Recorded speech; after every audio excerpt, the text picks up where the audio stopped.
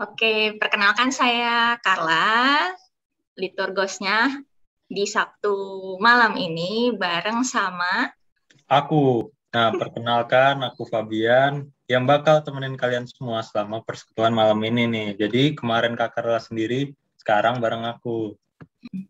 Iya, selamat datang semuanya. Terima kasih udah nyempetin waktunya buat ikutan lagi persekutuan pemuda kali ini. Nah, tema kali ini love language ya teman-teman. Ini bermanfaat banget, entah di keluarga, di teman, di lingkungan pertemanan, dan lingkungan relationship pribadi juga. Sebelum kita mulai, seperti biasa, kita mulai dengan doa. Dibantu dengan Kak Fabian. Boleh, mari kita berdoa. Ya Tuhan, terima kasih karena Engkau masih dapat memberikan kami kesempatan untuk berkumpul secara virtual.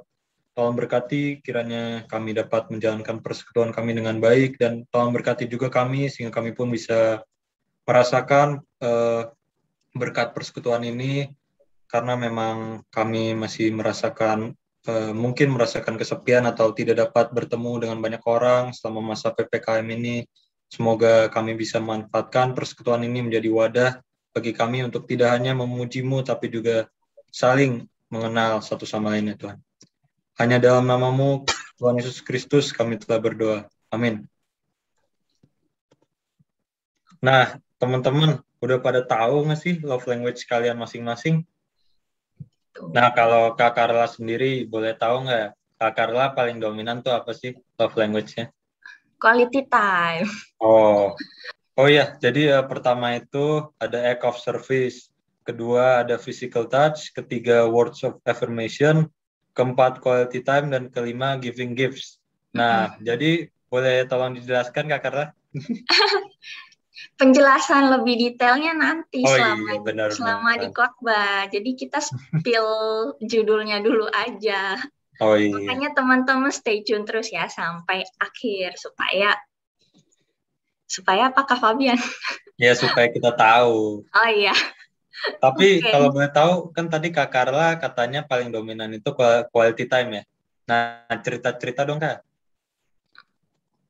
Ya, quality time intinya aku merasa disayang kalau misalnya orang yang aku anggap penting, kalau misalnya orang lain menganggap aku penting itu spend time lebih untuk aku, kayak misalnya sekedar pergi makan bareng itu udah termasuk quality time sih. Nah, kalau Kak Fabian gimana Kak Fabian? Nah, sebenarnya aku juga sama sih, cuman kadang aku juga merasa dari giving gift sih, cuman menurut aku lebih ke quality time. Memang kalau hasil tes aku juga lebih dominan ke quality time. Jadi sama kayak Kak Carla, kalau memang berbagi waktu dan berbagi momen bersama itu paling membuat aku merasa disayangi gitu. Iya, ya tiap pribadi kan emang unik ya teman-teman ya, nggak harus semuanya sama sih, pasti beda-beda juga hasilnya. Oke, kita masuk ke sesi berikutnya aja. Layar dan waktu dipersilakan Bu Riani dari GKI Pondok Indah. Oke, thank you banget. Aku boleh share screen? Ya. Wah, ini kita cuma berlima rasanya nih, berasa banget. Oke teman-teman, terima kasih banget. Aku boleh nggak ngelihat tampang teman-teman? Kita kan ngobrol bareng nih, walaupun nanti aku akan share screen gitu ya. Makasih banget, wah makasih. Ini orang ekstrovert, seneng banget dapet aura positif, energi kalau teman-teman buka layar gitu ya. Jadi kayaknya berasa kayak podcast audio soalnya kalau ngebuka. Tapi saya respect terhadap teman-teman yang belum bisa buka gitu ya. Jangan mundur karena kita mau sama-sama ngobrol-ngobrol aja sih ya, bukan khotbah lah ya. Nanti jadi berasa kayak hari Minggu lebih cepat gitu ya. Yuk kita bersama-sama berdoa dulu ya. Bapa di surga, kami berdoa biar kami boleh belajar dalam acara malam minggu ini dan kami boleh diperkaya dengan pengalaman, pemahaman yang mudah-mudahan ada yang baru buat kami dan mencerahkan. Dalam Kristus kami berdoa. Amin. Oke teman-teman, bicara tentang love language, kita tuh sebetulnya maunya kan tanya jawab ya. Nah, kita mau bicara tentang 5 bahasa cinta. Harapannya sih teman-teman ngerti gitu, udah tahu gitu ya. Jadi ini bahasa cinta bukan hanya pas nikah, tapi sebelum nikah ini penting banget. Kenapa? Nah, waktu orang menikah ya, jadi orang kan idealnya, waduh, aku mencintai kamu gitu ya, pas pacaran juga gitu ya, bilang I love you, yang satu juga bilang I love you gitu ya. Aduh, tapi kok gue nggak ngerti lu ngomong apa ya gitu ya. Kenapa? Karena bahasanya nggak nyambung ternyata gitu ya. Jadi aku juga sama suamiku tuh kan kita pacaran cuma 2 tahun, apa nggak ada 2 tahun ya. Tapi kami bersahabat mungkin 10 tahun, berkenalan dan berteman itu udah 20 tahun gitu ya. Nah, jadi waktu ngomong I love you tuh udah bahasanya gimana ya, beda ternyata setelah menikah gitu ya. Tidak seindah surga gitu ya. Nggak tahu kalau teman-teman nanti berpacaran terus menikah apakah mengalami seperti banyak pasangan gitu ya untuk bilang saya tuh cinta kamu bener-bener gitu ya. Itu teruji pada waktu nikah gitu ya. Nah, jadi apa yang terjadi saat pernikahan? Banyak orang ternyata semakin enggak nyambung gitu ya. Makanya tuh ada yang namanya pasutri, pembinaan suami istri. Kenapa? Karena mereka merasa gitu ya, tadinya awalnya kok gue cinta gitu ya, kok semakin lama kayaknya nggak nyambung gitu ya, melintir banget gitu ya. Kenapa kita nikah waktu itu ya gitu ya. Jadi lama-lama terus bilang, ya udah deh kita bersahabat aja katanya gitu ya. Pernikahan akhirnya bersahabat aja, ngapain menikah tadinya ya kalau mau bersahabat gitu kan. Sahabat banyak gitu. Saya punya sahabat banyak gitu ya. Suami saya mungkin 1 kali sahabatnya atau 2 gitu ya. Jadi orang bilang hidup ini sebuah misteri, juga sebuah pertanyaan, sampai akhirnya yang nggak tahan sih cerai gitu. Kenapa? Udah habis cinta gua, ngomongnya gitu ya. Nah, ini bagaimana sih penjelasannya kok orang bisa habis cintanya gitu ya? Gimana memperbaiki supaya cinta kita ini bisa bertahan? Ternyata si Gary Chapman menemukan gitu ya, kenyataannya gitu ya, waktu orang mencari-cari kenyataan hidup dalam perjalanan hidup mereka itu banyak sisi-sisi yang kita nggak kenal dari pasangan kita loh. Jadi ada alasan, ada pilihan dalam cinta yang kita nggak tahu sebetulnya. Bersahabat juga kita nggak tahu. Saya punya sahabat tuh ada yang 10 tahun, 20 tahun, 30 tahun saya bersahabat. Kita sebenarnya nggak tahu apa-apa gitu ya. Kenapa? Karena nggak nyambung bahasa cintanya gitu ya. Nah, mari kita mulai lihat. Tadi teman-teman bilang words affirmation gitu ya. Apa sih word affirmation gitu ya? Waktu kita bilang cinta, itu dia dalam bentuk konfirmasi yang bisa membuat orang lain tenang, seneng gitu ya. Misalnya apa? Berkaitan dengan kata-kata gitu ya. Saat orang tuh punya feeling nggak enak, ini kaitannya dengan feeling banget gitu, word of affirmation. Biasanya ada minusnya atau nggak enaknya, tidak menyenangkannya. Oh, gue rasa insecure gitu ya. Nah, lalu waktu ada sebuah encouragement words, dia jadi berubah gitu ya. Words of affirmation tuh itu mengubah perasaan, mengubah pikiran. Jadi kenapa kamu suka sama dia? Karena dia tuh suka menasehati aku gitu ya. Nah, beda sama orang quality time gitu ya. Yuk, kita sama-sama ketemu. Ketemu ngapain? Nggak tahu pokoknya. Pokoknya ketemu aja dulu gitu. Quality time duduk bareng gitu kan ya. Mau ngalor ngidul ngomong apa yang penting ketemu gitu ya.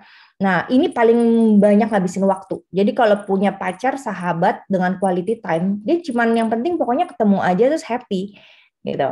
Jadi dia paling ngabisin waktu.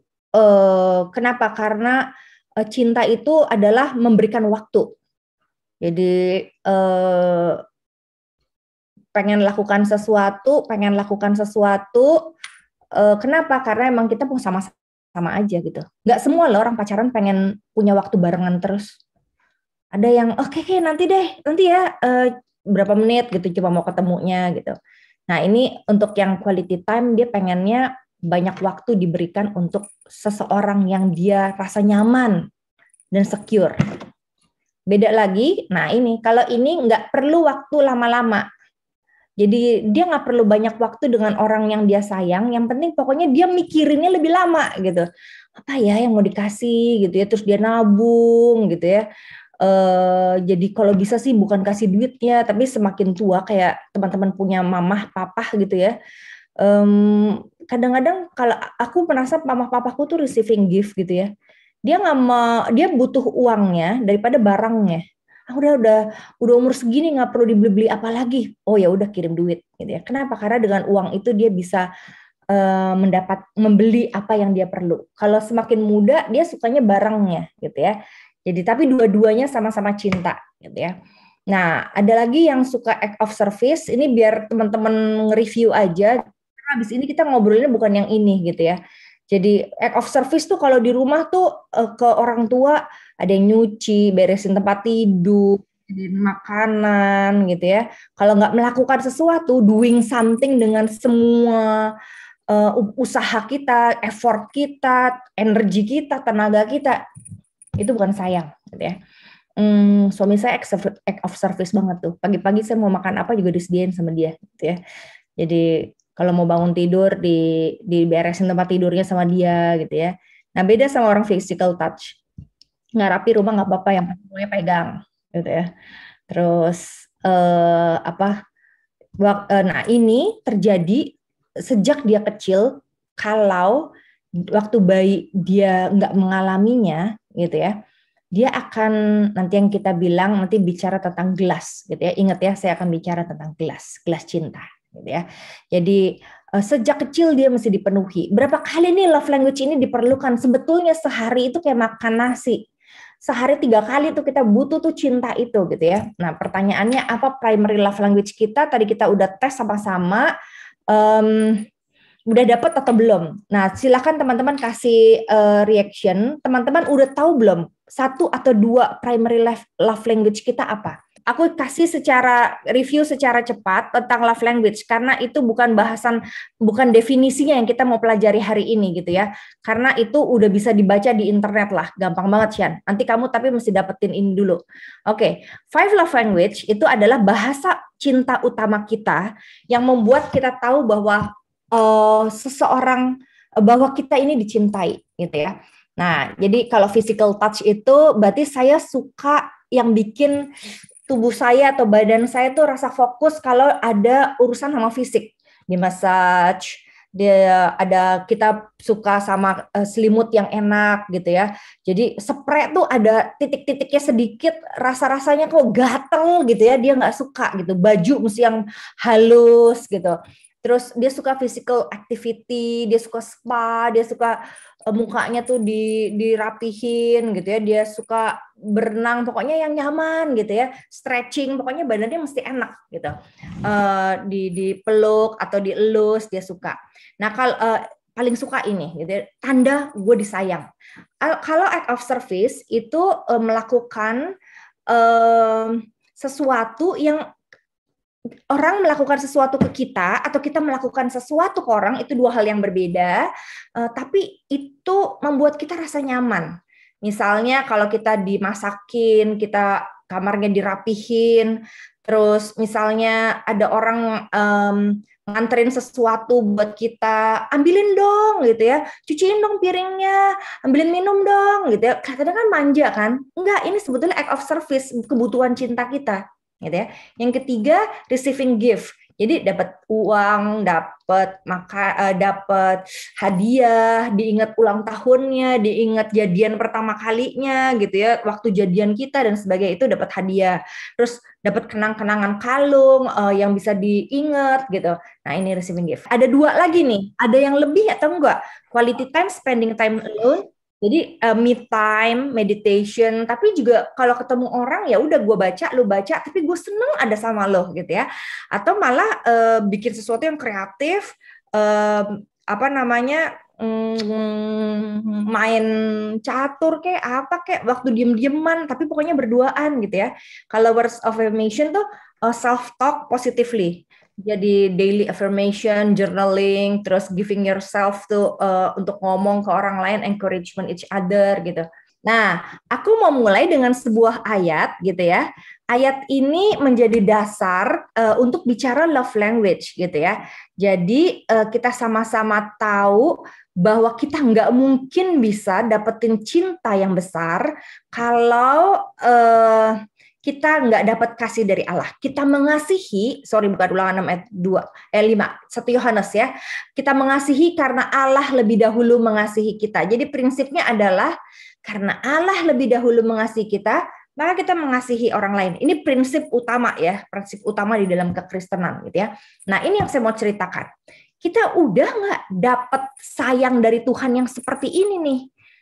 Karena Allah lebih dahulu mengasihi kita, maka kita mengasihi orang lain.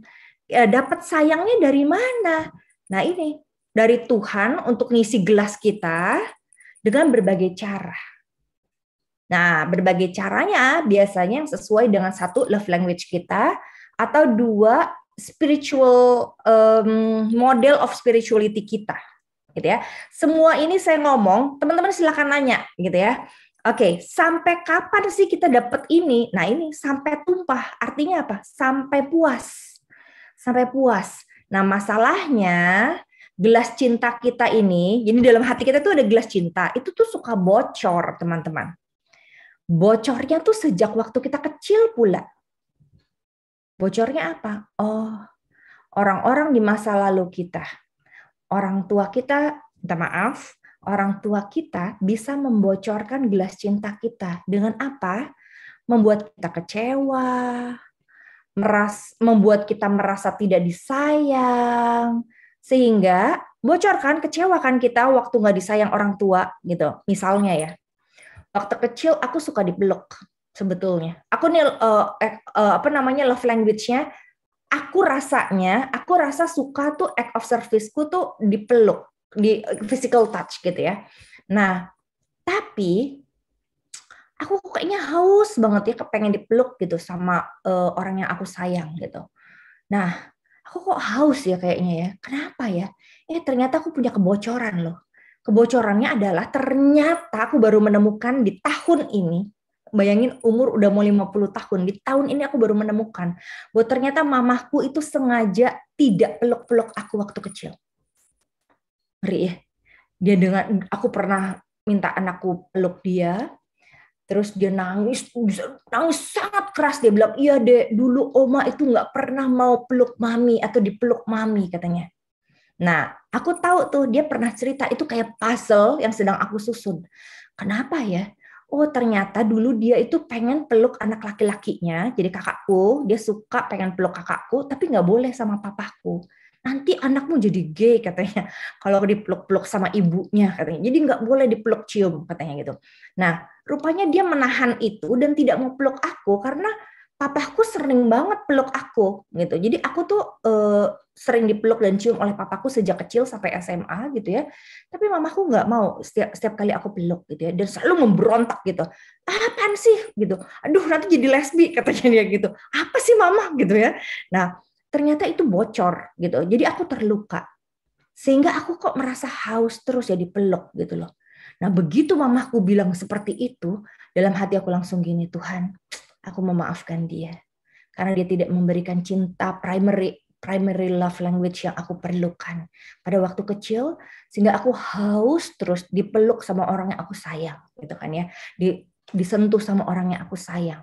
Menakjubkan loh teman-teman, pada waktu bocor itu kan kita haus kan, tapi pada waktu saya mengampuni mama gitu ya, aku udah nggak punya kehausan kayak orang kehausan gitu. Beda kan, orang pengen minum biasa sama orang haus.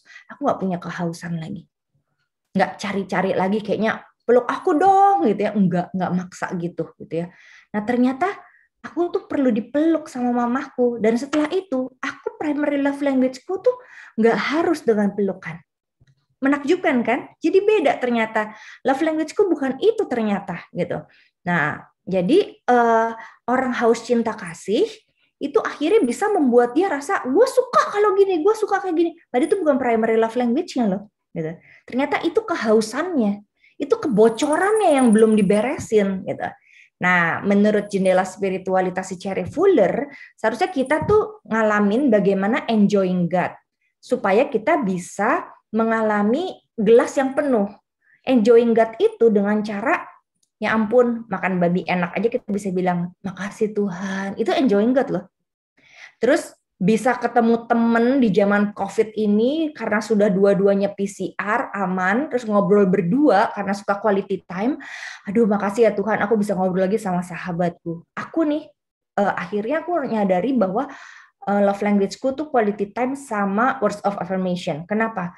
Karena di masa pandemi ini gue paling gila kalau gak bisa ketemu temen. Nah, akhirnya aku nge-zoom, video call, untung punya Zoom dari gereja gitu yang unlimited, jadi bisa ngobrol kapan aja gitu ya. Dari pagi sampai malam gue nge-zoom aja tuh nggak exhausted gitu loh. Karena aku suka ngomong gitu dan tektokan sebetulnya. Jadi siapapun yang mau ngajak ngobrol berdua, aku apalagi berkualitas ngobrolannya. Nah itu enjoying God-nya. Nah tiap orang enjoying God-nya beda. Makanya kalau aku tukang ngobrol tapi misalnya satu kali pasanganku nggak suka ngobrol, sukanya give, ya dia nggak akan enjoying God melalui aku, gitu. Nah itu masalahnya. Sehingga pacaran itu bisa jaka sembung bogolok, nggak nyambung, gitu ya. Walaupun cinta, tapi kok gue nggak nyambung mulu sama dia ya, gitu ya. Nah jadi baru setelah orang enjoying, dia bisa loving. Nah masalahnya kalau pacaran begini, kamu mau enjoying pacarmu terus, kamu nggak bisa loving dia. Kalau kamu orang yang haus, gitu loh. Nah, sehingga kamu akan follow dia. Kamu banyak syarat kalau mau menikah nanti. Banyak marah kalau menikah. Kenapa? Aku nggak mau following dia. Jadi, ini kan konsep dasarnya ya. Baru kamu mau serving dia. Nah, ini aku pindahin ke jendela cinta. Jendela cinta tuh orang mesti enjoying love secara berlimpah. Kalau enggak, nanti teman-teman tuh akan merasa haus cinta. Gitu kayak tadi gelasnya bocor kan. Nah, kalau enjoying love, baru kita bisa love orang yang kita sayang gitu. Bisa love him atau her gitu. Kalau kita udah enjoying love dari awalnya. Baru setelah itu kita bisa following her atau him. Lo ngomong apa gue ikut dah. Makanya kan ada orang yang bilang begini, aduh anak saya itu kalau udah pacarnya bilang apa aja dilakukan, dijemput di ujung kolon juga dijemput, mamanya minta dijemput sebentar sedikit aja di tetangga kagak mau katanya gitu. Kenapa? Karena dia tahu bahwa dia sudah mencintai orang itu. Kenapa? Karena dia enjoying love dari orang itu. Sementara dari papa mamanya dia nggak enjoying love. Gitu. Sorry itu saya papa mama, hormat pada papa mama gitu ya. Tapi itu teorinya sehingga kita nggak bisa serving papa mama, tapi kita bisa serving pacar. Kenapa? Karena kita enjoying love dari dia. Gitu. Nah ini modal dasar untuk kita diskusi. Silahkan diskusiin. Apakah ada pertanyaan dari teman-teman sebelum ada hal-hal lain yang bisa saya jelaskan. Ini penting banget ciptakan pertanyaan supaya kita bisa belajar melalui ini. Silakan dimulai dari Ibu MC. Boleh Karyani, kan tadi sempat bahas soal gelas cinta kita ya. Mungkin slide-nya dibuka lagi juga nggak apa-apa. Gimana sih caranya supaya gelas cinta kita tuh nggak bocor? Dan kalaupun bocor tuh tahu penyebabnya tuh dari mana? Kalau kayak Karyani kan taunya pas udah umur segini kan. Jadi gimana sih caranya supaya kita lebih tahu penyebabnya dan lebih cepat ngatasinnya? Oke, jadi gini, kita menjadi orang yang sangat suka menuntut orang lain. Nggak puas, anxiety, terus banyak kayak takut nggak diterima orang gitu. Nggak trust orang. Nah, kalau kita punya masalah-masalah dengan itu, cepat-cepat ngobrol deh, gitu, beresin diri kita. Kenapa? Karena kita juga akhirnya nanti nggak percaya, nggak bisa self love, gitu. Kayak ada orang yang gini, Kak, gue ini Kak, setiap kali ya kalau ngaca, gue jijik sama tubuh gue sendiri. Nah itu dia nggak bisa self love. Kalau orang nggak bisa self love, berarti kan belum bisa menerima dan mencintai dirinya sendiri. Nah itu dia berarti belum pernah mengalami bagaimana dia dicinta. Orang tuh nggak akan bisa mencintai dirinya kalau dia nggak pernah punya pengalaman dicintai. Nah, gimana mau pacaran? Dia berarti pacaran itu dia mencari cinta, bukan mau mencintai. Padahal pacaran tuh lebih ke mencintai orang itu. nikah juga nanti kan mencintai orang itu, bukan menuntut orang itu mencintai kita. Jadi ini bahaya kalau kita mulai tidak merasa disayang, ya, punya keraguan orang ini sayang nggak ya sama gue gitu loh. Aku pernah menemukan orang yang yakin banget dia sayang sama seseorang, bodoh amat orang itu sayang apa enggak sama dia, pokoknya dia sayang gitu. Wah, itu keren banget tuh self love-nya gitu ya. Jadi dia bisa menyayangi orang dari hatinya tanpa menuntut. Biarin aja orang itu mau sayang atau enggak sama dia, itu tidak mempengaruhi dia gitu. Mencintai dengan sederhana ya. Oke. Ya, gitu. Ada lagi pertanyaan? Ada, Kak. Gimana caranya mengatasi perbedaan love language? Nah, ini udah advance ya berarti. Ini kan perbedaan love language. Oke, tadi aku bicara yang gelas cinta dulu ya. Gelas cinta itu bisa bocor karena masa kecil kita nggak rasa disayang sama, sorry nih ya, nggak rasa disayang orang tua kita. Saya pernah nanya kepada seorang anak yang berusia kurang lebih 16 tahun lah gitu ya. Menurut aku tuh orang tuanya sayang banget sama dia. Kenapa? Uang sekolahnya tuh bisa 15 sampai 20 juta sebulan. Sebulan, teman-teman. Terus saya pakai dolar soalnya. Terus saya bilang gini, kamu kamu rasa orang tuamu sayang nggak sama kamu? Gitu ya. Terus udah gitu aku bilang, dia bilang, ya I think bapakku sama mamaku sayang sama aku, katanya dia gitu. Oh, jangan pakai think, tapi pakai feel. Kamu merasa nggak papa mamamu sayang kamu? Jawabannya apa, tebak? Apa ya? Enggak. Dia nggak rasa papa mamanya sayang dia. Itu kenapa? Karena love language-nya nggak nyambung. Dia nggak rasa disayang papa mama. Nggak apa-apa teman-teman nggak rasa disayang papa mama malam ini. Itu berarti gelas cintanya masih bocor. Gitu. Jadi biarin deh gue dimarahin sama bapak emak lo dah gitu ya. Pokoknya kita itu bisa jadi hadir di sini sadar bahwa ternyata gue nggak rasa disayang ya. Makanya buru-buru tuh anak SMP, SMA pengen pacaran aja gitu ya. Kenapa? Karena nggak rasa disayang sama papa mama. Jadi lebih baik dapat sayang dari orang lain. Tapi hati-hati, itu fake. Kenapa? Karena yang kita butuhkan sebetulnya Tuhan tuh kasih pertama tuh dari orang tua gitu. Nah, gimana caranya kalau nggak nyambung? Kalau nggak nyambung, orang yang gelasnya tumpah itu mesti tuang ke yang gelasnya kosong atau bocor. Nah, idealnya siapa? Idealnya kan orang tua dong. Masa anak kasih ke orang tuanya? Nah, yang terjadi banyaknya orang tua nuntut dari anaknya. Makanya orang tua bilang kan, jadi anak itu mesti nurut sama orang tua gitu kan ya. Gimana sih mesti nyenengin orang tua? Orang tua ini udah berkorban, kamu berkorban sedikit nggak mau. Akhirnya menuntut. Karena jangan-jangan mereka juga gelas cintanya masih kosong. Jadi nuntut dari anaknya karena udah capek mengasihi anaknya. Padahal kalau orang udah tumpah tuh gelas cintanya, dia nggak akan capek mengasihi orang lain. Karena apa? Dia bisa self-love, dia bisa isi sendiri. Dengan lagu, cara Tuhan mengasihiku. Dia bisa tahu cara Tuhan mengasihi dia isi aja sendiri gitu. Kalau udah dewasa ya.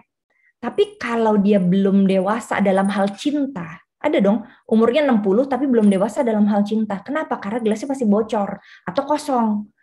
Nah, teman-teman juga bisa umur 15-20 tahun tapi cintanya masih baik. Kenapa? Masih butuh dicintai oleh semua orang. Kenapa lu nggak persekutuan pemuda? Abis nggak ada nyapa gue? Itu bocor. Jadi jangan disalahin. Oh ya ampun, kita kurang nyapa dia ya, gitu ya. Atau kenapa kamu ini? Aku nggak suka disapa-sapa terus kayaknya. Kayak mempermalukan aku aja gitu. Itu terluka lagi akhirnya. Oh, kebocorannya berarti tertoreh gitu loh. Kalau dia cepat tersinggung. Cepat tersinggung, cepat marah, itu biasanya bocor gitu. Karena dia cepat terluka kan. Begitu apakah menjawab? Gimana kalau beda? Ya itu, yang tumpah mesti ngasih sama yang bocor. Kalau yang bocor nggak sanggup kasih yang tumpah. Bayangkan kalau pacaran sama pernikahan, dua-duanya bocor, dua-duanya tumpah, kerjanya berantem mulu gitu ya, menuntut terus. Ya udah, nanti pas nikah, ya begitu berantem terus, menuntut terus gitu ya. Oke. Jadi cara Tuhan isi gelas cinta kita gimana ya? Cara Tuhan isi gelas, kita mesti pulihkan dulu yang bocor. Nah, nanti bicaranya sesinya pemulihan gelas yang bocor. Nah, itu retreat tuh biasanya aku, supaya kita mengampuni, menerima, dan memberkati orang-orang yang sudah membocorkan gelas cinta kita. Karena nggak mudah gitu ya. Nah, kalau kebocorannya udah didempul, dipulihkan, baru bisa keisi sama Tuhan. Kalau enggak, Tuhan kasih terus. Orang pernah nggak dengar orang tua kita ngomong gini, atau pendeta, jadi orang tuh mesti bersyukur. Mesti kan, mesti bersyukur.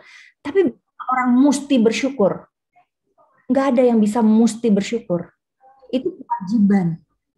Nah, kewajiban itu bukan cinta. Kalau cinta, begitu udah dipegang aja sama orang kita sayang, aduh, kayaknya tuh penuh banget gitu ya gelasnya gitu kan. Atau kita dipuji sama papa mama kita, aduh Tuhan, makasih ya Tuhan, ada yang bangga loh sama aku ternyata gitu kan. Nah itu beda-beda. Atau dikasih sesuatu sama papa mama kita yang udah kita cita-citakan sejak beberapa tahun yang lalu, aduh makasih ya Pak, Mam, itu diisi. Nah waktu diisi kita bisa peluk dia. Itu kan karena udah dipenuhin, maka kita peluk dia. Nggak bisa diatur yang seperti itu. Yang bisa dicontohin. Kalau sayang dipeluk, kalau sayang dipuji. Nah itu dicontohin. Oke, ada pertanyaan? Silakan yang mau bertanya lagi. Aku mau nanya dong, Kak. Kan, gue senang banget tuh kalau ditanya. Nah, Karyani mau nanya nih. Jadi sebenarnya tadi kan kalau misalnya Karyani bilang, let's say kalau misalnya physical touch nih, kayak bisa jadi berarti in the past mungkin orang tuanya kurang, let's say memperhatikan gitu. Tapi in this case misalnya beda sama aku gitu. Sebenarnya aku yang paling tinggi nomor satu itu physical touch. Tapi I don't really feel kalau misalnya emang di sebelumnya tuh orang tua aku selalu memperhatikan aku. Itu maksudnya aku nggak merasa kalau misalnya orang, jadi gimana ya, mungkin agak kontradiktif dengan mungkin yang tadi Kak Karyani bilang. Tapi bisa nggak sih kayak case ini tuh terjadi gitu? Jadi sebenarnya saya tuh nggak ngerasa kalau parents orang tua sayang, jadi emang dari dulu juga touch gitu. Jadi nggak ada rasa kurang sama sekali. But kalau misalnya sekarang lebih appreciate kalau misalnya memang ada physical touch gitu, misalnya kayak sama teman gitu, orang kurang-kulan atau let's say itu. Jadi mungkin apakah case kayak gitu bisa terjadi gitu? Case-nya maksudnya puas di masa kecil. Iya. Terus? And then sekarang aku dapat physical touch gitu. Maksudnya nomor satu aku physical touch. Tapi aku nggak merasa di masa lalu tuh aku kurang gitu sebenarnya. Jadi aku nggak merasa ada yang buruk gitu. Jadi kamu nggak menuntut kan orang sayang sama kamu? Enggak sih. Kalau kamu punya pacar, kamu nggak akan nuntut dia sayang ke kamu kan? Enggak. Nggak punya syarat kan untuk pacarmu? Kalau kamu begini, maka aku akan sayang sama kamu. Nah, biasanya kalau yang kurang di masa lalu, dia banyak syarat ke pacarnya. Makanya banyak ngambek. Nah, berarti kamu kalau udah tumpah, siap memberi kan? Iya. Ya, jadi apes di kamu kalau pacarmu nanti bocor, gitu kan ya. Berarti kamu harus ngisi terus dan caranya orang berpulih atau menutupi kebocorannya itu nggak bisa dipaksa. Nggak bisa dipaksa. Jadi akan nuntut terus, pokoknya kamu salah aja terus nanti gitu ya. Atau kalau kamu sama-sama tumpah, kalian baru bisa nanti pacaran dan menikah untuk memberi hidup buat Tuhan, melayani Tuhan. Itu lebih mudah kalau sama-sama tumpah. Karena kan jadinya udah nggak pikirin diri sendiri kan. Tapi udah Tuhan, kita mesti tumpahin gelas cinta kita ke siapa lagi nih gitu. Selain ke kita berdua dan keluarga kita gitu. Oke, siap. Thank you, Karyani. Thank you. Ada lagi yang lain? Penting. Ayo bertanya lagi. Bikin aja pertanyaan. Kalau di khotbah kan nggak bisa nanya. Jadi sekarang aja nanyanya. Terus gimana dong kalau orang tua kita nggak mau beresin atau beresin kebocorannya? Nggak apa-apa, kita bisa. Kita bisa memaafkan mereka, dan kita bisa meminta Tuhan dengan kuasa cintanya yang besar dari surga memulihkan gelas cinta yang bocor kita, sehingga kita bisa mengampuni orang tua kita. Let's say kalau orang yang physical touch ya, ternyata waktu kecil sering dipukul sama mamahnya atau papahnya, itu bisa bocor loh. Atau yang kedua, misalnya orang tuamu itu, misalnya kamu itu love language-nya tuh words of affirmation. Tapi sama orang tua sering dibilangin gimana sih gitu aja nggak bisa apa lebih bagus lagi nilainya. Itu tuh membocorkan gelas cinta, sehingga dia berasa kok gue nggak dihargai sama orang tua gue gitu. Jadi akhirnya dia cari afirmasi dari orang lain, sebisa mungkin ambis gitu kan ya, supaya dapat piala, supaya dapat jabatan tinggi. At the end, begitu dia jadi career woman atau workaholic, dia akan puas. Karena sebetulnya yang dia perlukan tuh afirmasinya tuh dari orang tua. Tapi dia nggak sadar kan kebocorannya itu. Sehingga dia cari dari masyarakat, publik, dunia. Habis itu dia lelah karena nggak puas-puas gitu kan. Jadi ntar dia meminta juga dari pasangannya seperti itu, gitu ya. Oke, ada yang telat masuk. Oke, kita mau bicara gelas bocor dan tumpah. Oke, jadi teman-teman kita bicara tentang love language. Love language kita kan ada love language di dunia ada kata Gary Chapman ada 5. Nah, 2 di antaranya itu adalah yang paling utama yang membuat kita tahu bahwa kita ini disayang. Nah, kalau kita udah rasa disayang, maka gelas cinta kita tuh tumpah gitu. Tapi kalau kita masih kurang disayang, haus kasih sayang apalagi, nah kita tuh nggak bisa sayang ke orang lain, nggak bisa sayang ke Tuhan. Kita mesti ngalamin sayang dari Tuhan tuh yang besar melalui siapa? Orang tua kita. Masalahnya orang tua kita tanpa mereka sadar, sorry to say, membocorkan itu dengan apa? Dengan justru melakukan kontra love language. Jadi tidak produktif love language kita. Seharusnya kita rasa disayang dengan dikasih gift, terus orang tua kita bilang, kamu nih ya suka nyusahin orang tua, dia minta-minta terus, mama nggak punya uang, nah gitu kan, itu bisa bocor nantinya. Jadi, aduh saya nggak disayang gitu. Atau ada yang ada nih ya, dia mau bunuh diri terus gitu. Kenapa? Karena tadinya dia minta laptop lah, minta jalan-jalan keluar kota lah, keluar negeri gitu. Pokoknya minta duit terus. Ini mamanya bilang, ini anak matre banget sih, apa-apa minta duit terus gitu ya. Ternyata yang dia perlukan at the end, love language-nya itu adalah quality time dan words of affirmation. Sementara mamanya nggak pernah duduk sama dia, karena papa mamanya berkarir terus. Sehingga dia selalu kurang, merasa orang tuanya tidak mencintai dia. Kenapa? Nggak mau sacrifice duduk bersama dia untuk ngomong gabut-gabut nggak penting gitu dalam hidup, gitu kan? Kan kalau orang quality time kan pokoknya ngobrol gitu ya, apa aja diobrolin, cicak gitu diobrolin gitu kan ya, ngobrol terus apalagi words of affirmation gitu kan. Nah jadi bocor tuh gitu ya. Nah pertanyaannya gimana kalau orang tuanya meninggal? Ya tetap dia perlu acceptance dulu, acceptance bahwa Tuhan cara Tuhan mencintai saya ternyata bukan melalui orang tua saya yang meninggal ya gitu. Ya udah aku accept itu, lalu namanya reparenting. Saya mencari figur orang tua baru yang sayang sama dia. Atau yang bisa dia lihat, oh cara cintanya kayak begitu ya gitu ya. Oh cara mencintai begitu, cara menerima cinta begitu gitu. Oke, terima kasih untuk figur baru itu Tuhan gitu. Nah, dia perlu figur orang tua di benaknya dari orang tua lain gitu ya. Kebetulan kami juga baru saja ada kedukaan gitu ya, seorang tenaga pelayan gerejawi kami, Kak Stephen Ananta, istrinya meninggal, baru usia 41 tahun, meninggal tiba-tiba jatuh di depan rumah, rupanya sakit gitu ya, entah serangan apa, meninggal mendadak, anaknya 3, 1 SMA, SMP, dan SD gitu ya. Nah jadi yang aku bilang, silakan kalau anak-anakmu tuh maksudnya mau find kebersamaan sama aku bilang gitu. Nah itu dalam rangka aku menawarkan reparenting. Jadi dia nggak bisa ketemu dan ngobrol sama mamahnya lagi sejak hari ini dikremasi mamahnya. Ya dia membutuhkan tante-tante baru yang menjadi figur mamah dia untuk membentuk di benak mereka tuh cinta mamah gitu. Nah tapi yang sesuai dengan love language-nya mereka gitu. Jadi itu bisa menutupi kebocoran gelas cinta gitu ya. Oke. Apakah ada pertanyaan dari teman-teman? Silakan. Siapapun boleh nanya. Itu Kak ada pertanyaan di chat box Kak dari Grace Tiar. Oh sepertinya dia chat direct message.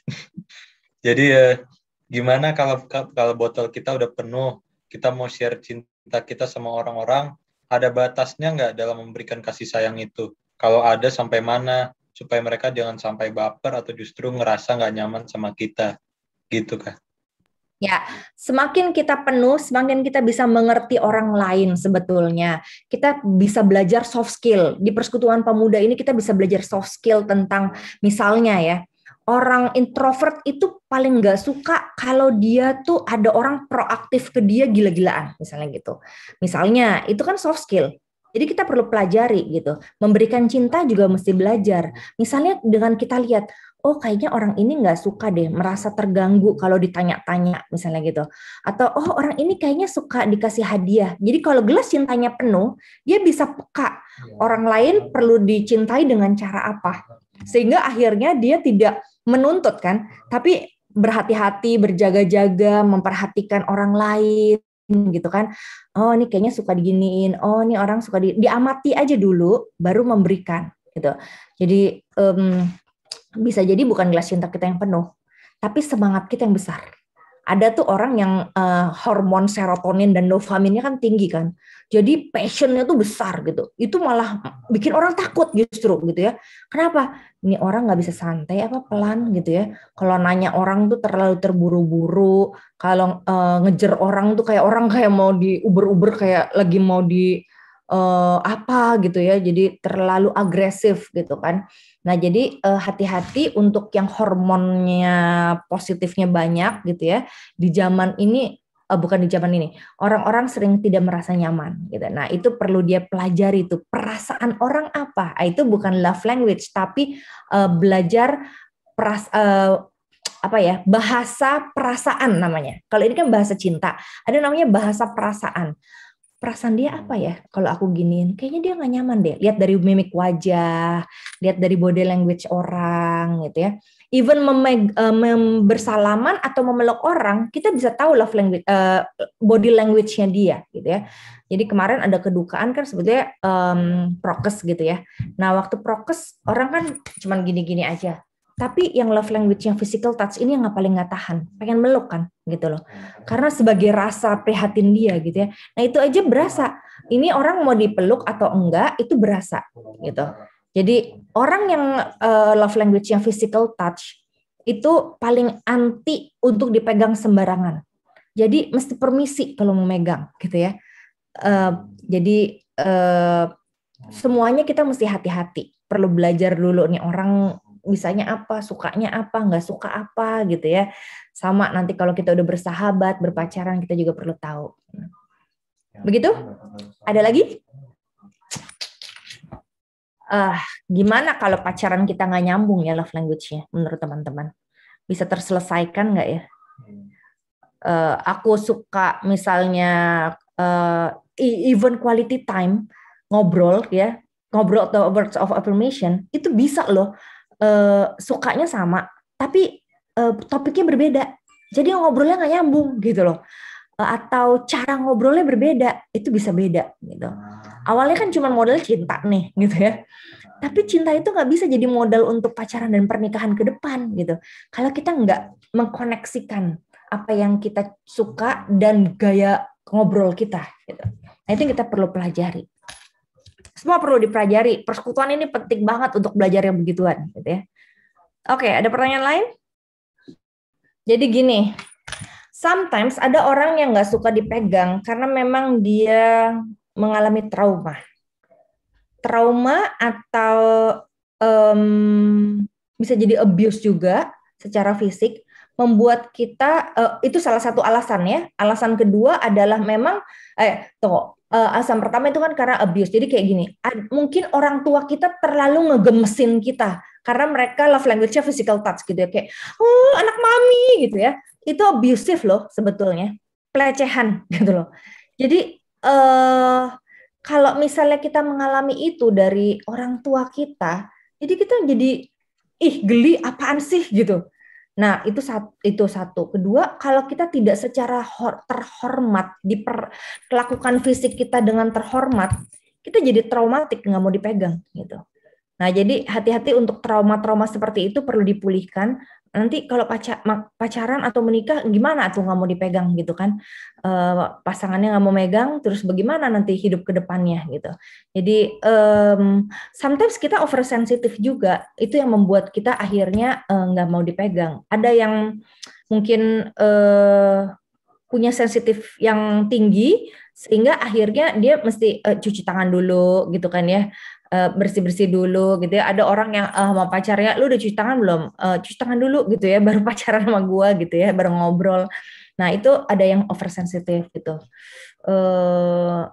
Biasanya sih orang ada yang kaku, bukannya tidak suka dipegang, tapi emang dia merasa terganggu aja kalau terlalu banyak gitu. Oh ya, physical touch juga ada yang begini. Kamu suka dipegang atau suka megang? Itu dua hal yang berbeda loh, gitu.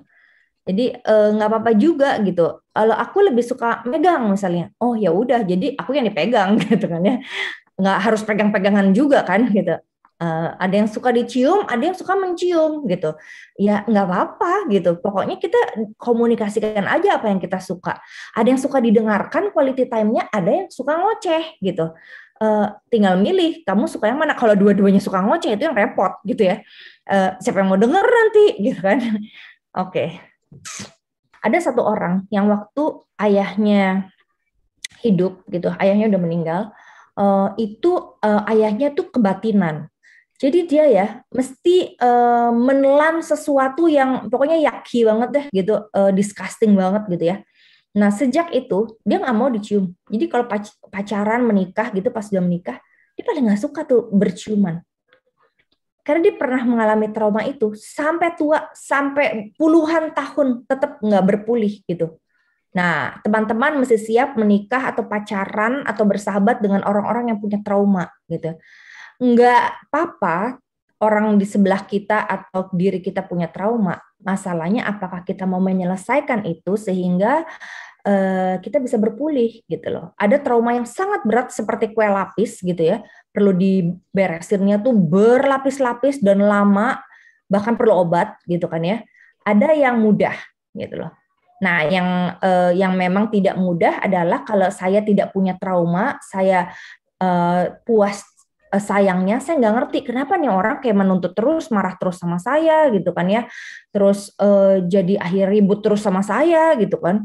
Karena dia nggak biasa dengan keributan gitu. Jadi perlu tough juga sih menghadapi orang-orang yang trauma atau orang yang menuntut. Gitu. Oke, ada yang raise hand, Luster. Ya, Luster Hiroshi. Ya Bu, malam Bu. Silakan, selamat malam, selamat malam. Nama saya Hiro. Hiro. Iya, saya ada pertanyaan tentang love language ini. Love language yang ada 5 ini, itu berlakunya satu arah atau dua arah? Maksudnya dua arah tuh gimana? Saya dapat atau saya beri gitu ya?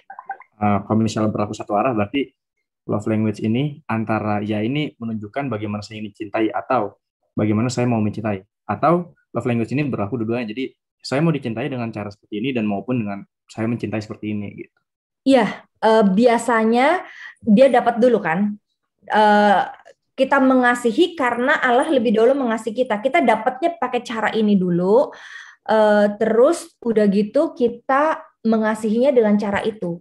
Masalahnya kan kalau udah semakin dewasa, kita nggak bisa dong mencintai hanya dengan cara kita. Kita perlu mencintai dengan 5 cara mana yang orang lain suka. Misalnya anak saya suka quality time. Saya juga suka quality time sih. Tapi saya tidak memberikan waktu berkualitas saya semuanya untuk dia. That's the problem. Misalnya gitu ya. Saya suka quality time, tapi saya pilih siapa yang bisa enak diajak ngobrol sama saya. Which is saya punya beberapa sahabat yang enak diajak bicara. Jadi sampai malam pun saya akan ngobrol sama dia. Tapi begitu saya mau quality time ke anak saya, itu saya milih waktu. Kenapa? Karena pembicaraannya searah. Kan dia masih remaja, jadi dia masih pengen curhat ke saya. Nah, waktu dia curhat ke saya tuh bukan tipe orang lebih banyak mendengar.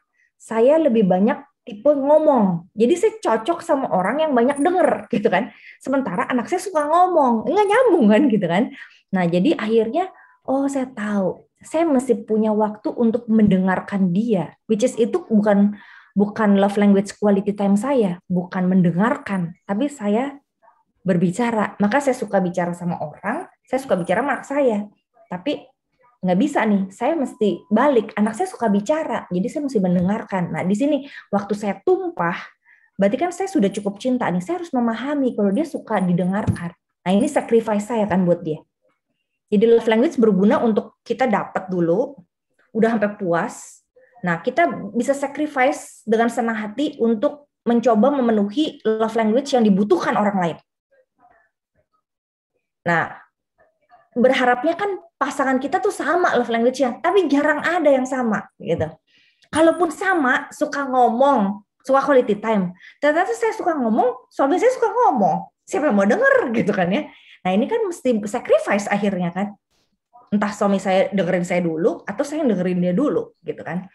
Belum topiknya kalau beda, nggak nyambung, nggak suka gitu kan topiknya. Tapi kebanyakan kita butuh dulu. Terus kita mau melakukan itu ke orang lain. Maka kita cari sahabat yang love language-nya sama biasanya. Daripada kita capek kan memenuhi kebutuhan dia, tapi kita nggak terpenuhi kebutuhan persahabatannya. Begitu, Hiro? Baik, baik Bu. Jadi sebenarnya kalau bisa saya bisa lihat love language ini itu adalah bagaimana sebenarnya cara ingin kita dicintai ya. Tapi nggak melulu merepresentasikan bagaimana cara kita mencintai orang, karena yang lebih benarnya adalah kita mencintai orang dengan kita mengerti terlebih dahulu orang itu ingin dicintai seperti apa gitu ya Bu ya. Ya, tapi nyaman kan kalau kita mencintai dengan cara kita. Iya, ya. Tapi ya itu seringkali dalam pernikahan atau pacaran orang tuh lupa bahwa mencintai orang itu dengan love language dia, bukan love language saya. Nah, sementara belasan tahun, 10 tahun lebih gitu ya, saya sama suami saya tuh saya sukanya kan kado. Gitu ya. Jadi saya beliin dia selalu tuh pikirin kado apa buat dia gitu ya. Sementara tuh dia bukan love language-nya gift. Jadi kalau saya ulang tahun, dia tuh nggak beliin kado. Kalau saya nggak minta, gitu ya. Terus kalau saya minta, dikasihnya yang sesuai dengan kebutuhan saya katanya. Nggak bisa, love language gift itu sukanya tuh yang dia mau, bukan yang dia butuh gitu kan. Mau apa misalnya, I watch misalnya gitu kan ya. Itu mau. Kalau butuh kan ya jam tangan aja cukup gitu kan. Tapi saya punya nih 10 jam tangan misalnya gitu kan. Maunya iWatch. Dan dia pikirnya itu kan. Nah, terus akhirnya bagaimana cara saya berpulih? Satu kali dia mulai mikirin. Oke, kamu maunya apa? Mau A. Ya udah deh beli deh katanya dia gitu. Kamu pilih sendiri mau yang mana nanti aku bayar. Misalnya gitu. Nah itu tuh aku baru rasa, oh dia sayang aku berarti. Gitu loh. Oh dia sayang aku, itu pengalaman rasa. Di kantor nggak ada tuh yang kayak gitu. Di tempat kerja teman-teman, di sekolah. Yang ada adalah di rumah, tapi bekal love language ini membuat kita bisa nanti kerja bagus, pelayanan bagus, karena kita tahu love language dia. Di kantor kita tahu, oh bos gue tuh sukanya makanan, gitu kan ya. Gue kasih dia tuh makanan kalau Lebaran atau lagi Natal gitu ya, dia bakal seneng tuh. Wah ini bawahan saya nih, anak buah saya paling ngerti saya, karena kita sesuai love language-nya dia, gitu. Baik Bu. Ini nyambung lagi Bu sebenarnya Bu sama pertanyaan saya berikutnya. Senang banget gue. Terus? Nah, kalau pertanyaan saya berikutnya itu adalah, oke, berarti kan ada saat di mana nih kita kira bertemu juga dengan orang lain, entah itu sahabat, teman, pasangan, karib, yang bisa jadi partner kita ini itu punya love language yang berbeda dengan kita. Otomatis cara ingin dicintai dan cara nyaman mencintainya itu kan berbeda berarti. Beda. Nah, lalu solusi atau keharusan seperti apa yang harus dilakukan oleh kedua belah pihak sehingga mereka bisa tetap mencintai satu sama lain ya, karena maklumnya nggak tahu, mungkin dari pengalaman pribadi mungkin sebenarnya mungkin agak susah juga ya untuk memahami partner itu keinginan seperti apa gitu, entah itu dia tidak bisa sepenuhnya menunjukkan atau mungkin memang dia sudah menunjukkan kemauan apa, tapi hal itu tidak bisa kita penuhi. Misalnya saya ambil contoh. Ini bukan contoh asli, tapi misalnya gini, kalau ada partner yang sukanya receiving gift gitu kan, dia diberikan sesuatu, tapi keinginan dia tuh selalu barang-barang yang mungkin tergolong tidak murah, sehingga misalnya saya gitu ya sebagai partnernya tidak bisa memenuhi hal tersebut. Nah, kalau misalnya seperti itu, harus seperti apa? Gitu, solusi apa yang bisa menjembatani gitu. Tapi saya juga berharap solusi ini bisa berlaku general dalam arti ya untuk orang yang berbeda love language-nya itu seperti apapun perbedaannya, solusi ini bisa menjembatani gap yang ada di antara perbedaan love language-nya gitu Bu, kurang lebih. Oke, jadi saya mau bukan ngejudge ya, tapi saya merefleksikan itu sebagai orang yang bocor tuh tadi kita bicara tentang gelas bocor gitu ya. Jadi dia menjadi orang yang menuntut dong. Sebetulnya kan kalau saya pacaran dan menikah saya nggak boleh. Saya berpacaran dan menikah itu untuk mencintai, bukan untuk menuntut cinta. Itu salah banget. Saya pacaran untuk menuntut cinta. Berarti gelas saya masih kosong atau bocor. Nah, kalau kita punya partner masih bocor atau kosong gelas cintanya, dia menuntut cinta dari kita kan. Makanya minta hadiah semahal-mahalnya. Dia bilang, gue tahu udah lu punya duit segitu mah gitu kan ya. Nah, itu kan dia menuntut, bukan kita memberi dengan senang hati.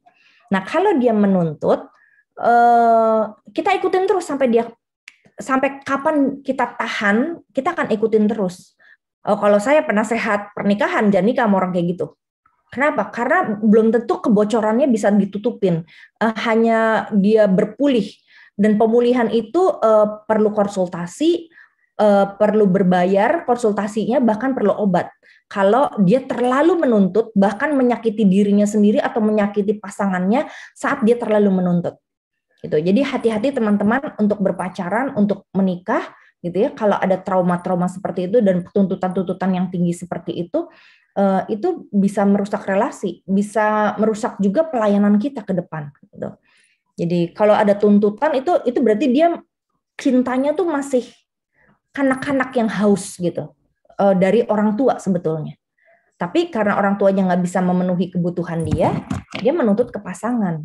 Nah makanya kenapa di masa COVID ini muncul orang yang stres sakit mental gitu ya akhirnya karena ditinggalkan kekasihnya. Teriak-teriak, nggak bisa tidur 10 tahun pokoknya merasa Tuhan jahat gitu ya. Karena dia sangat bergantung pada cinta pasangannya.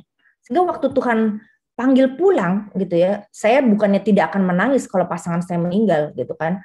Saya pasti menangis, tapi saya perlu menyadari bahwa itu salah satu cara Tuhan mencintai saya. Dan saya perlu punya iman bahwa Tuhan bisa kasih cara lain untuk mencintai saya. Nah, akhirnya semakin dewasa seperti itu. Ada cara lain Tuhan mencintai saya, nggak harus dengan beli tas itu, dengan beli mobil itu, gitu kan, dengan beli jam tangan itu.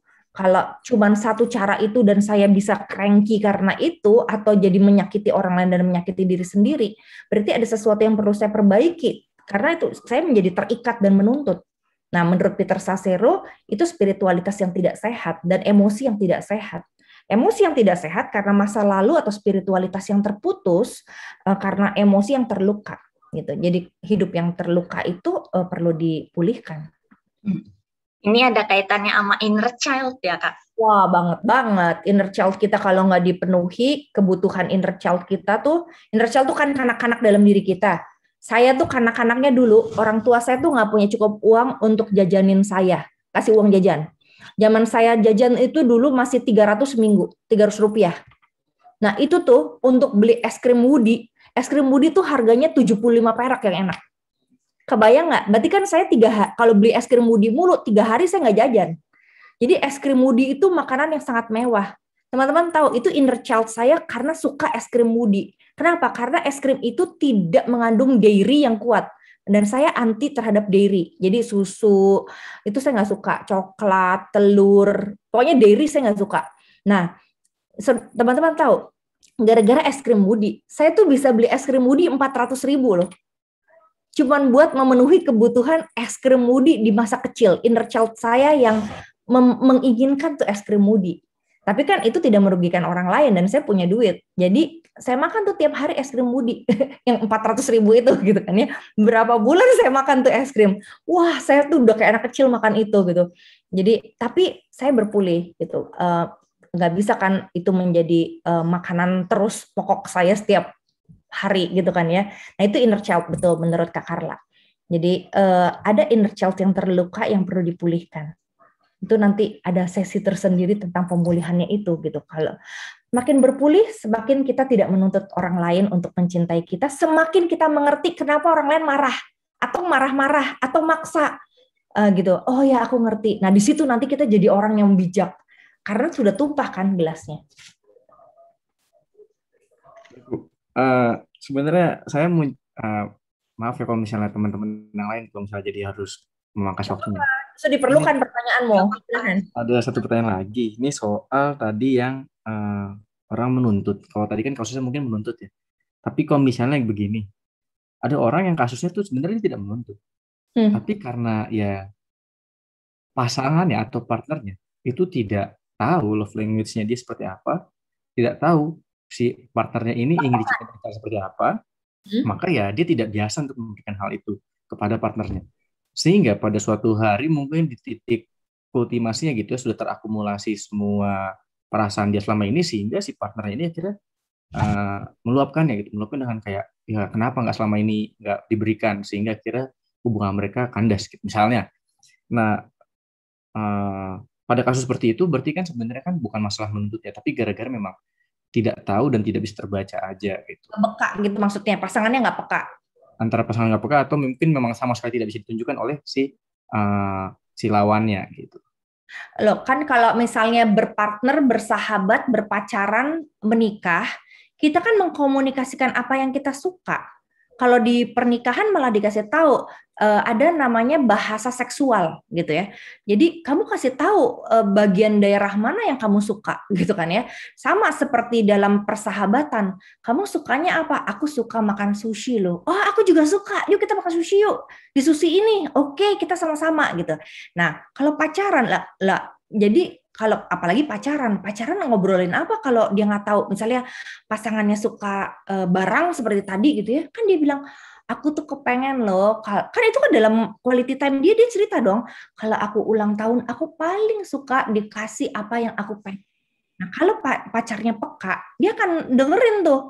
Oh gitu ya, kamu tuh sukanya dikasih ini. Kalau semakin nggak peka, biasanya orang thinking tuh kan nggak peka ya perasaannya. Dia kasih tahu aja, besok kalau aku ulang tahun ya, tuh aku pengen itu. Lihat film Mr. Bean nggak? Ditunjukin itu malah fotonya yang dikasih, bukan cincinnya gitu kan ya. Ada yang nggak peka memang gitu ya. Ya kita menerima pasangan kita yang nggak peka, makanya perlu dikasih tahu. Suami saya juga nggak punya kepekaan.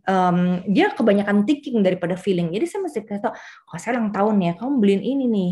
Kalau nggak punya kalau menurut kamu terlalu mahal, kamu patungan deh keluargamu daripada keluargamu pasangan patungan beliin hadiah saya. Soalnya mahal kalau mereka beli hadiah buat saya kan. Saya bilang mendingan apa yang saya mau nih akhirnya diberikan. Kalau sayang dikasih tahu begitu tuh udah paling jelas gitu kan ya. Saya mau apa gitu kan. Sama kalau pacaran atau pacaran gitu ya. Saya tuh paling suka kalau rasa dihargai kalau kamu tuh pegang ini saya, misalnya gitu. Nah itu dikasih tahu, kita mesti komunikasikan itu kan. Kalau sampai nggak peka-peka, ya pikirin mau berpartner nggak, mau menikah nggak sama dia gitu ya. Ya orang nggak peka banget, nanti gimana menikah gitu kan. Itu gunanya pacaran atau berpartner. Baik Bu, jadi kalau bisa saya simpulkan, jadi sebenarnya satu-satu jalan untuk bisa menjembatani perbedaan love language ketika berpartner itu adalah mengkomunikasikan segala-galanya supaya tidak ada miskomunikasi, supaya tidak ada ketidakpekaan, dan supaya bisa saling mengerti gitu, juga tidak saling menuntut. Iya, tapi kalau sampai nggak mau, berarti ada ketidakrelaan kan? Nah, kenapa ketidakrelaan? Bisa jadi kita masih lack of love gitu loh. Kalau kita lack of love, kita nggak bisa menuntut pasangan kan? Gitu. Jadi ya tinggal diterima. Kalau memang saya tumpah, tapi pasangan saya masih kosong atau masih bocor, ya saya pahami karena saya sayang. Nah mudah-mudahan di antara pacaran teman-teman, satu sudah tumpah, satu belum, atau dua-dua sudah tumpah. Kalau dua-dua bocor, mendingan nggak usah nikah gitu loh. Karena nggak akan ada yang bisa menolong kecuali dia berpulih dan Tuhan Yesus turun tangan gitu kan ya. Thank you. Ada lagi pertanyaan lain? Ada Kak dari Kak Yudi. Sebentar, aku scroll dulu. Caranya mengetahui love language yang cocok untuk orang lain. Tanya, tanya, komunikasikan. Misalnya, kamu tuh paling suka, tadi kan saya tanya sama Sian kan, Jeremy, kamu lebih suka ini apa ini? Kamu lebih suka ini apa ini? Itu pertama, nanya ciri-cirinya. Kedua, tanya bagaimana cara orang tuanya menyayangi dia. Biasanya beberapa pertanyaan, misalnya 5 aja mulai tahu. Saya tanya sama suami saya, kamu sukanya papa mamahmu ngapain kamu dari kecil? Dari kecil papa mamah tuh anterin aku. Makanya aku heran, kenapa dia nggak bisa pergi sendiri ya? Apa-apa dianterin gitu. Ternyata itu love language mereka, quality time dan pelayanan gitu. Jadi sambil ngobrol di jalan gitu ya, ke bandara kan kita bisa naik taksi sebetulnya kan, kosnya mirip lah gitu. Tapi dia lebih suka terjemput karena ngobrol di jalan gitu. Jadi ditanya aja sukanya apa gitu. Kalau memang kita nggak deket ya kita perhatikan dia sukanya apa gitu. Biasanya melalui cerita-cerita dia gitu ketahuan dia sukanya apa. Tapi untuk yang pada tumpah ya, kalau belum tumpah teman-teman masih butuh, pasti masih, aduh gue masih selfish nih. Masih selfish tuh karena butuh dari orang tua biasanya. Oke. Gak kerasa nih udah penghujung persekutuan ya Kak Carla. Sebelum kita selesai, kita doa penutup deh ya Kak Carla. Doa penutup aku yang pimpin. Ya. Teman-teman, mari kita berdoa. Terima kasih Tuhan atas tuntunan dan penyertaan-Mu selama Persekutuan Pemuda pada hari Sabtu ini. Kiranya pesan-pesan yang ingin Engkau sampaikan melalui Karyani dapat kami simpan dan dapat kami aplikasikan dalam kehidupan kami sehari-hari. Berkati kami dalam aktivitas kami selanjutnya, Tuhan. Terima kasih banyak Tuhan Yesus. Dalam nama Tuhan Yesus kami sudah berdoa. Amin. Oke, kita udah selesai. Mungkin sebelum kita menutup sesi persekutuan hari ini, boleh closing statement dari Karyani. Ya, teman-teman, pemulihan itu penting. Peka terhadap banyaknya cinta Tuhan sampai tumpah dalam hidup kita penting, karena itu modal kita untuk menikmati hidup dan bisa menumpahkan cinta kita pada orang lain, termaksud pasangan nantinya, keluarga, atau orang-orang di sekitar kita. Tuhan memberkati kita untuk terus mengalami cinta Tuhan dan mencintai dunia ini. God bless. Nah, amin. Makasih Karyani buat sharingnya.